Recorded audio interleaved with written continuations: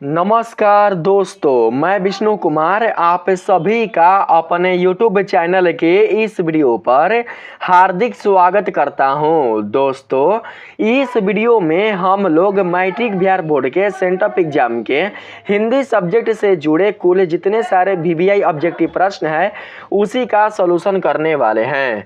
दोस्तों, जैसा कि आप सभी जानते हैं कि आप लोगों का सेंटअप एग्जाम 19 नवंबर को स्टार्ट होने वाला है। जो भी बच्चे क्लास 10th में है जिनका फाइनल एग्जाम 2025 में होने वाला है, जो बच्चे 2025 में मैट्रिक बिहार बोर्ड का फाइनल एग्जाम देने वाले हैं, उन बच्चों का सेंटअप एग्जाम 19 नवंबर से स्टार्ट होने वाला है।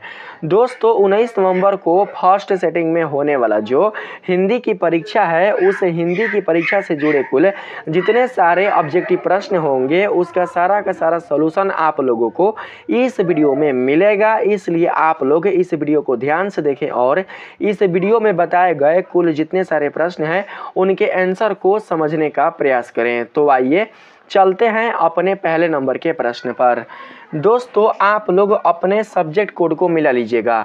आप लोगों के हिंदी क्वेश्चन पेपर का जो सब्जेक्ट कोड रहेगा वो रहेगा 101। ठीक है, आप लोग सब्जेक्ट कोड जरूर से मिला लीजिएगा। और जानकारी के लिए मैं आप लोगों को बता दूं कि टोटल ऑब्जेक्टिव प्रश्न होंगे 100, जिसमें से आप लोगों को 50 का ही सही जवाब देना है।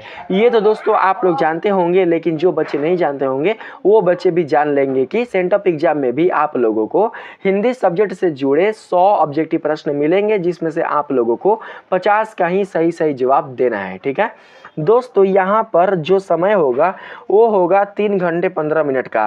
15 मिनट का समय दोस्तों मिलता है आप लोगों को क्वेश्चन पेपर पढ़ने के लिए, और 3 घंटा के अंदर आप लोगों को अपना क्वेश्चन पेपर सोल्व करना होता है। दोस्तों, यहाँ पर आप लोगों का जो पहला सवाल है, इस सवाल में कहा गया है जाति प्रथा को श्रम विभाजन मान लिया जाए तो यह स्वाभाविक विभाजन नहीं है। यह पंक्ति की शीर्षक पाठ की है, आप लोगों को उस पंक्ति का नाम बताना है। ठीक है, पंक्ति नहीं दोस्तों, चैप्टर का नाम बताना है। यह पंक्ति जिस चैप्टर से, जिस पाठ से दोस्तों उद्धत है, उस पाठ का नाम आप लोगों को बताना है। दोस्तों, पहला का सही जवाब होगा ऑप्शन नंबर डी, श्रम विभाजन और जाति प्रथा। इसलिए ऑप्शन नंबर डी हम सेलेक्ट कर लेंगे। 2 नंबर सवाल में है मदन और कासू के बीच झगड़ा क्यों हुआ। आप लोगों को झगड़ा का कारण बताना है। दोस्तों, मदन और कासू के बीच झगड़ा का कारण था लट्टू खेलने के कारण ही मदन और कासू के बीच झगड़ा हुआ था।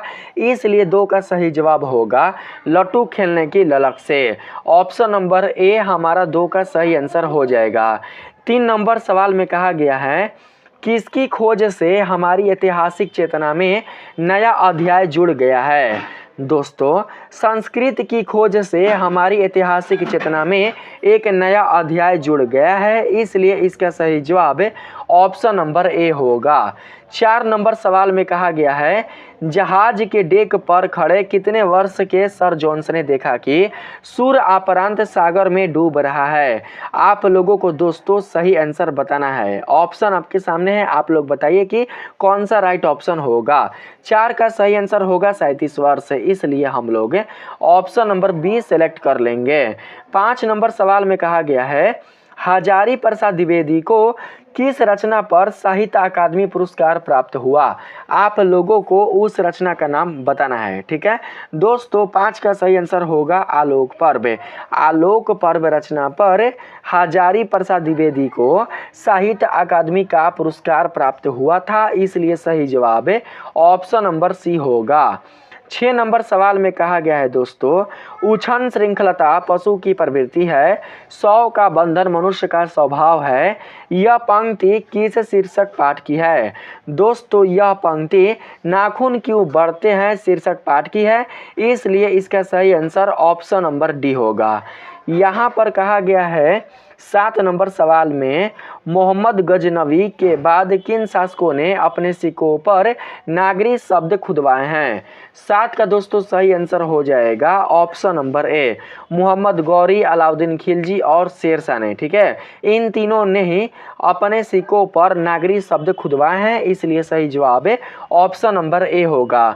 8 नंबर सवाल में कहा गया है बेतमा दान पत्र कब का है। बेतमा जो दान पत्र है वो दोस्तों 1020 ईस्वी का है, इसलिए सही आंसर ऑप्शन नंबर बी होगा।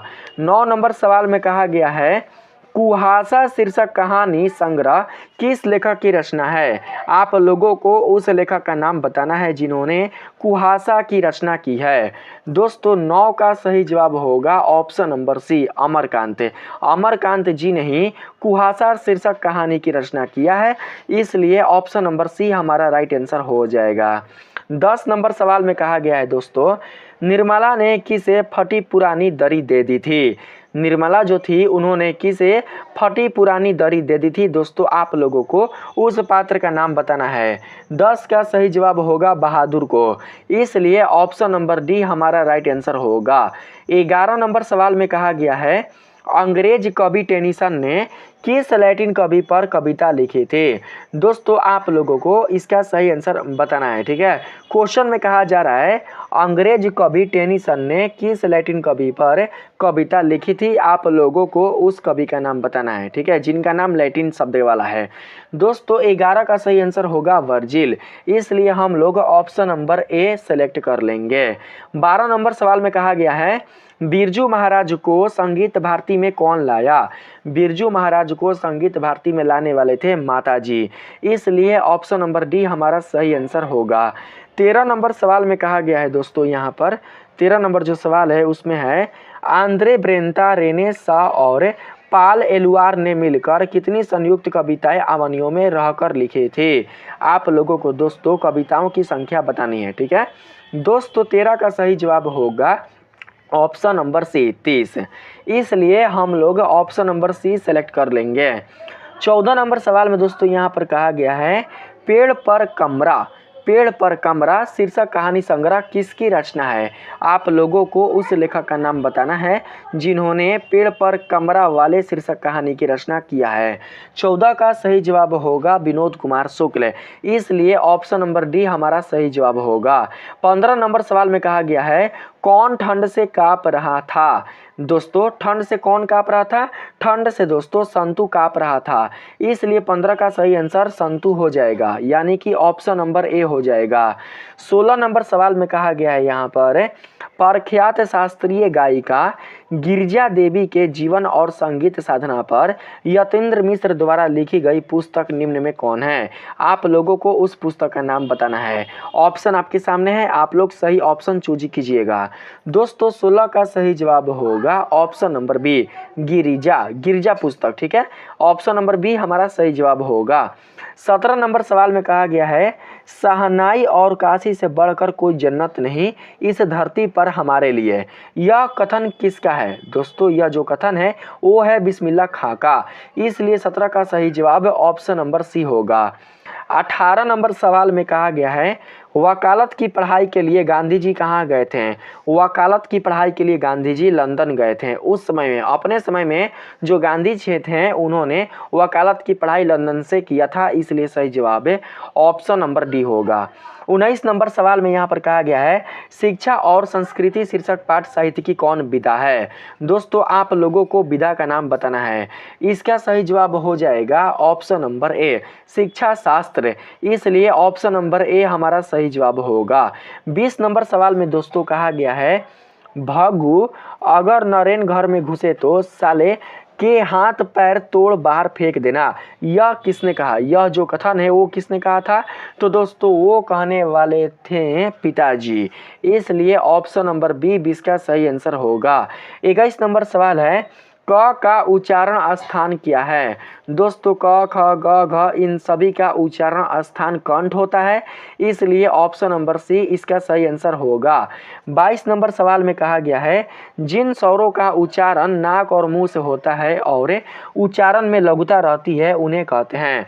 तो दोस्तों उन्हें कहा जाता है अनुशासिक, इसलिए 22 का सही जवाब हो जाएगा ऑप्शन नंबर डी। हम लोग चलते हैं 33 नंबर में। 33 नहीं है 23 नंबर है।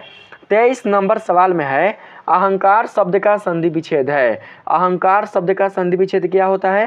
अहंकार शब्द का संधि विच्छेद अहम धनकार होता है, इसलिए सही जवाब है ऑप्शन नंबर ए होगा। 24 नंबर सवाल में कहा गया है निम्न में कौन शुद्ध शब्द है? आप लोगों को शुद्ध शब्द बताना है। दोस्तों यहाँ पर सही जवाब होगा ऑप्शन नंबर बी। प्रणाम दोस्तों इसी तरीके से लिखा जाता है, इसलिए सही जवाब ऑप्शन नंबर बी होगा 24 का। 25 नंबर सवाल में दोस्तों कहा गया है यहाँ पर मोहन शब्द कौन संज्ञा है? दोस्तों मोहन एक खास नाम है, खास नाम के लिए संज्ञा आता है व्यक्तिवाचक, इसलिए ऑप्शन नंबर सी 25 का सही जवाब होगा। 26 नंबर सवाल में कहा गया है चित्र शब्द कौन लिंग है? चित्र शब्द दोस्तों पुल्लिंग है, इसलिए 26 का सही आंसर ऑप्शन नंबर बी होगा। 27 नंबर सवाल में दोस्तों कहा गया है भाप शब्द है। भाप कैसा शब्द है? तो दोस्तों भाप तद्भव शब्द है, इसलिए सही जवाब ऑप्शन नंबर ए हो जाएगा। यहाँ पर 28 नंबर सवाल में दोस्तों कहा गया है पंडित शब्द का स्त्रीलिंग रूप है। पंडित शब्द का स्त्रीलिंग रूप होता है पंडितानी, इसलिए दोस्तों हम लोग ऑप्शन नंबर बी सेलेक्ट कर लेंगे। 29 नंबर सवाल में कहा गया है हिंदी में कितने कारक हैं? आप लोगों को कारक की संख्या बताना है। दोस्तों हिंदी में टोटल जो है वो 8 कारक हैं, इसलिए सही जवाब ऑप्शन नंबर सी होगा। 30 नंबर सवाल में कहा गया है यहाँ पर मछुए ने मछली मारा। मछुए यानी कि मछुआरे ने मछली मारा किस कारक का उदाहरण है? आप लोगों को कारक का नाम बताना है। तो दोस्तों कारक का नाम आप लोग वाक्य के माध्यम से ही बता सकते हैं। मछुए ने मछली मारा, कर्ता ने, तो दोस्तों यहाँ पर तो कर्ता हईबे नहीं किया है, तो यहाँ पर जानते हैं कौन सा कारक हो जाएगा? यहाँ पर हो जाएगा कर्म कारक है। दोस्तों यहाँ पर हम लोग इसको ऐसे लिख सकते हैं मछली सॉरी यहाँ पर मछुआरा है ना, हाँ मछुआरा है।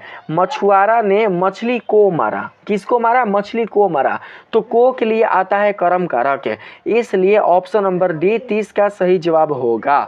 31 नंबर सवाल में कहा गया है आप क्या राय देते हैं किस सर्वनाम का उदाहरण है? दोस्तों देखने से पता चल रहा है कि यह प्रश्नवाचक सर्वनाम का उदाहरण है, इसलिए हम लोग यहाँ पर प्रश्नवाचक सर्वनाम ले लेंगे, लेकिन यहाँ पर कोई भी दोस्तों प्रश्नवाचक सर्वनाम ऑप्शन में है ही नहीं। तो दोस्तों यहाँ पर हम लोगों को कोई और सर्वनाम यहाँ पर सेलेक्ट करना है। आप क्या राय देते हैं? तो दोस्तों यहाँ पर सर्वनाम हो जाएगा निजवाचक ना, निजवाचक सर्वनाम हो जाएगा। ऑप्शन नंबर ए हम सेलेक्ट कर लेंगे। आगे है 32 नंबर में। 32 नंबर सवाल में दोस्तों कहा गया है यहाँ पर कुछ लड़के खेल रहे हैं किस विशेषण का उदाहरण है? दोस्तों संख्यावाचक है। देखिए कुछ लड़के खेल रहे हैं, तो दोस्तों इससे संख्या का बोध हो रहा है। कुछ लड़के हैं, पता नहीं है कितने हैं, लेकिन कुछ लड़के हैं, उनकी कुछ ना कुछ संख्या होगी, इसलिए 32 का सही जवाब ऑप्शन नंबर बी होगा। 33 नंबर सवाल में कहा गया है दोस्तों क्रियाओं के व्यापार की निरंतरता को कहते हैं। क्रियाओं के व्यापार की निरंतरता को क्या कहते हैं? तो दोस्तों 33 का सही आंसर होगा वर्तमान काल, इसलिए ऑप्शन नंबर सी हमारा सही जवाब होगा। 34 नंबर सवाल में कहा गया है चिड़िया शब्द है। चिड़िया कौन सा शब्द है? तो दोस्तों जो चिड़िया है वो तद्भव शब्द है, इसलिए ऑप्शन नंबर बी हम सेलेक्ट कर लेंगे। 35 नंबर सवाल में दोस्तों कहा गया है बनावट के विचार से शब्द के कितने भेद हैं? बनावट के विचार से शब्द के 2 भेद होते हैं, इसलिए ऑप्शन नंबर बी हमारा सही जवाब होगा।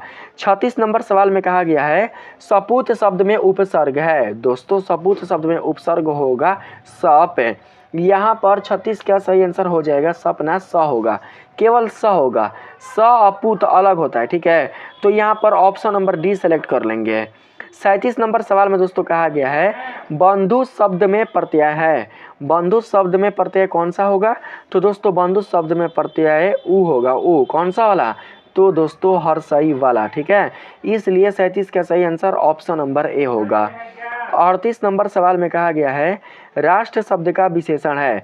राष्ट्र शब्द का विशेषण राष्ट्रीय होता है, इसलिए 38 का सही जवाब ऑप्शन नंबर बी होगा। 39 नंबर सवाल में कहा गया है सपरिवार। सपरिवार शब्द कौन समास है? दोस्तों जो सपरिवार शब्द है वो हो जाएगा, जानते हैं, अव्ययी भाव समास से, इसलिए ऑप्शन नंबर ए 39 का सही आंसर होगा। 40 नंबर सवाल में कहा गया है अग्नि शब्द का विलोम है। अग्नि शब्द का विलोम कौन होगा? तो दोस्तों अग्नि शब्द का जो विलोम होगा वो हो जाएगा जल, क्योंकि अग्नि का दोस्तों विलोम जल ही होता है, ठीक है। ऑप्शन नंबर डी हम सेलेक्ट कर लेंगे। 41 नंबर सवाल में दोस्तों कहा गया है यहाँ पर, गुरु नानक क्या कहते हुए अपने प्राण त्यागे थे। आप लोगों को दोस्तों उस कथन को बताना है जो गुरु नानक ने कहे थे अपने प्राण त्यागते समय। 41 का दोस्तों सही आंसर हो जाएगा वाह गुरु। ऑप्शन नंबर ए हम सेलेक्ट कर लेंगे। 42 नंबर सवाल में दोस्तों कहा गया है यहाँ पर, गुरु नानक का जन्म कब हुआ था। गुरु नानक जी का जन्म कब हुआ था, तो दोस्तों गुरु नानक जी का जन्म 1469 ईस्वी में हुआ था, इसलिए ऑप्शन नंबर बी हमारा सही जवाब होगा। 43 नंबर सवाल में दोस्तों कहा गया है, मोहन छवि रसखानी, यहाँ पर समझिएगा, मोहन छवि रसखानी लखी अब दृग अपने नाही, किस कविता की पंक्ति है। आप लोगों को दोस्तों उस कविता का नाम बताना है जिसकी यह पंक्ति है।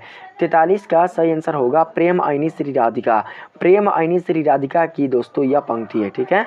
अगर हम बात करें यहाँ पर 44 नंबर का, तो दोस्तों इसमें पूछा जा रहा है, घानानंद ने नादिर शाह के सिपाहियों को 3 मुट्ठी का क्या दिया था। 3 मुट्ठी का क्या दिया था भैया, तो दोस्तों 44 का सही आंसर हो जाएगा ऑप्शन नंबर डी यानी कि धूल, धूल दिया था। ऑप्शन नंबर डी सेलेक्ट कर लेंगे। यहाँ पर 45 नंबर सवाल है, स्वदेशी शीर्षक कविता के रचनाकार कौन है।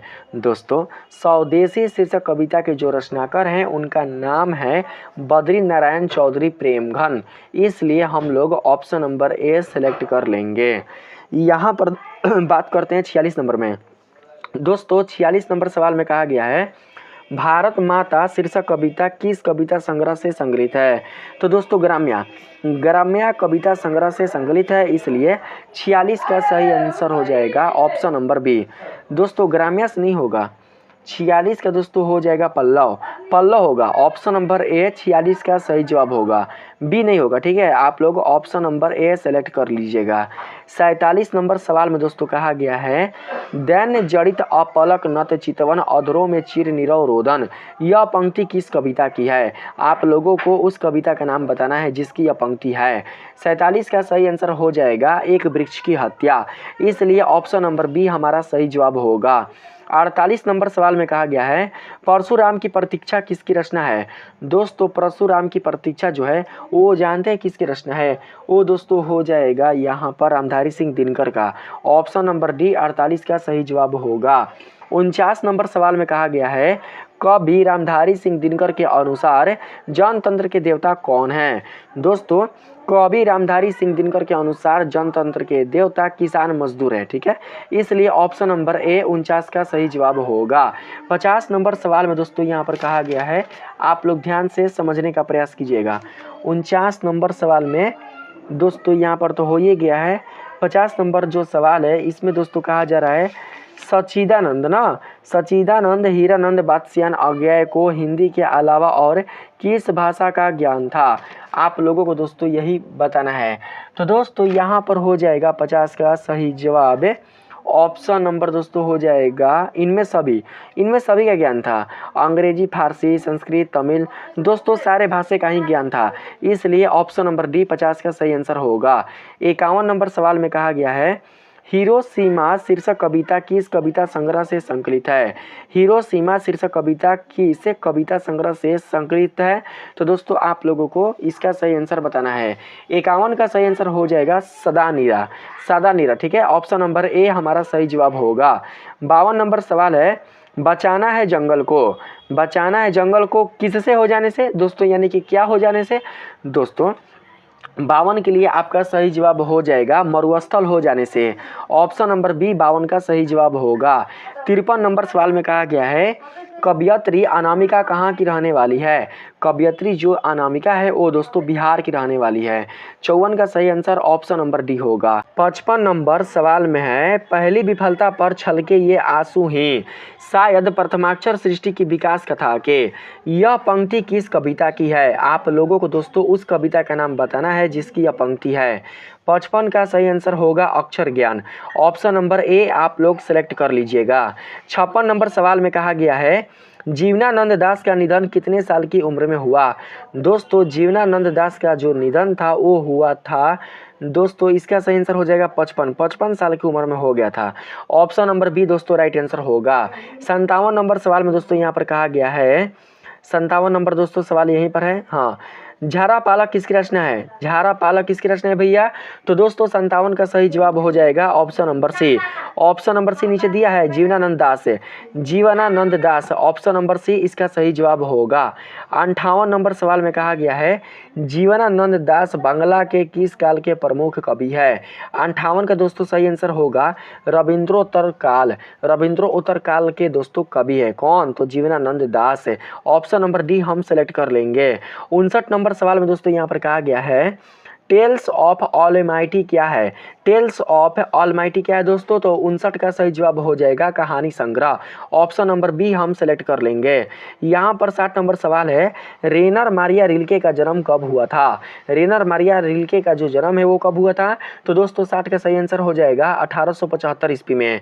61 नंबर सवाल में कहा गया है वैतनिक शब्द का विलोम है। वैतनिक शब्द का विलोम कौन होगा? तो दोस्तों अवैतनिक होगा, इसलिए ऑप्शन नंबर डी 61 का सही जवाब होगा। 62 नंबर सवाल में दोस्तों पूछा जा रहा है यहाँ पर अपना उल्लू सीधा करना मुहावरे का अर्थ है। तो दोस्तों अपना उल्लू सीधा करना मुहावरे का जो अर्थ होगा वो दोस्तों हो जाएगा अपना काम निकालना, इसलिए ऑप्शन नंबर बी 62 का सही जवाब होगा। 63 नंबर सवाल में दोस्तों कहा गया है जो व्याकरण जानता है के लिए एक शब्द है।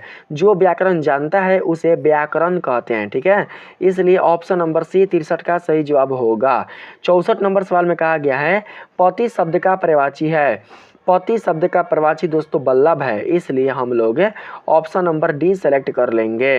65 नंबर सवाल में कहा गया है यहाँ पर निम्न में शुद्ध वाक्य कौन है? आप लोगों को शुद्ध वाक्य की पहचान करनी है। 65 का दोस्तों सही जवाब हो जाएगा प्रधानाध्यापक लड़कों का चुनाव करेंगे, यही दोस्तों शुद्ध वाक्य हो जाएगा, इसलिए ऑप्शन नंबर बी हमारा सही जवाब होगा। 66 नंबर सवाल में दोस्तों कहा गया है बिजली चमकती है किस वाक्य का उदाहरण है? दोस्तों यह हो जाएगा सरल वाक्य ना। 66 का सही आंसर होगा ऑप्शन नंबर सी, यह एक प्रकार का सरल वाक्य है। 67 नंबर सवाल में दोस्तों कहा गया है बरगद और पीपल की घनी छांव से हमें बहुत सुख मिला, इस वाक्य में पदबंध है। इस वाक्य में पदबंध कौन है? तो दोस्तों इसका सही आंसर विशेषण पदबंध होगा, इसलिए आप लोग ऑप्शन नंबर डी सेलेक्ट कर लीजिएगा। 68 नंबर सवाल में कहा गया है दोस्तों यहाँ पर राम आया और सो गया किस वाक्य का उदाहरण है? राम आया और सो गया किस वाक्य का उदाहरण दोस्तों? तो यह हो जाएगा दोस्तों संयुक्त वाक्य का। सो गया और राम आया दो अलग अलग वाक्य हैं जिनको दोस्तों कंजक्शन से जोड़ा गया है, इसलिए 68 का सही जवाब ऑप्शन नंबर ए हो जाएगा। 69 नंबर सवाल है गौरी शंकर शब्द कौन समास है? गौरी शंकर शब्द द्वंद्व समास है, दोनों पद प्रधान है, इसलिए ऑप्शन नंबर बी 69 का सही आंसर होगा। 70 नंबर सवाल में कहा गया है लोहा शब्द का विशेषण है। लोहा शब्द का विशेषण क्या होगा दोस्तों? लोहा शब्द का विशेषण लौह होगा, लौह। 70 का सही आंसर हो जाएगा ऑप्शन नंबर सी। 71 नंबर सवाल में कहा गया है खिंचाव शब्द में प्रत्यय है। खिंचाव शब्द में आव प्रत्यय है, इसलिए ऑप्शन नंबर डी 71 का सही जवाब होगा। 72 नंबर सवाल में कहा गया है अनजान शब्द में उपसर्ग है। अनजान शब्द में उपसर्ग दोस्तों मारा हुआ है, ऑप्शन नंबर ए सही होगा, ठीक है, अन होगा। 72 का सही आंसर अन होगा, ठीक है। 73 नंबर सवाल में दोस्तों यहाँ पर कहा जा रहा है जूता शब्द है। जूता जो शब्द है दोस्तों वो कैसा है बताइए तो? जूता जो शब्द है वो दोस्तों देशज है, देशज, इसलिए ऑप्शन नंबर बी 73 का सही आंसर होगा। 74 नंबर सवाल में कहा गया है तूने गाया होगा, यह कौन काल है? भूतकाल, यानी वो गा चुका है, इसलिए ऑप्शन नंबर सी 74 का सही आंसर होगा। 75 नंबर सवाल में कहा गया है दोस्तों यहाँ पर श्याम आम खाता है, यह किस क्रिया का उदाहरण है?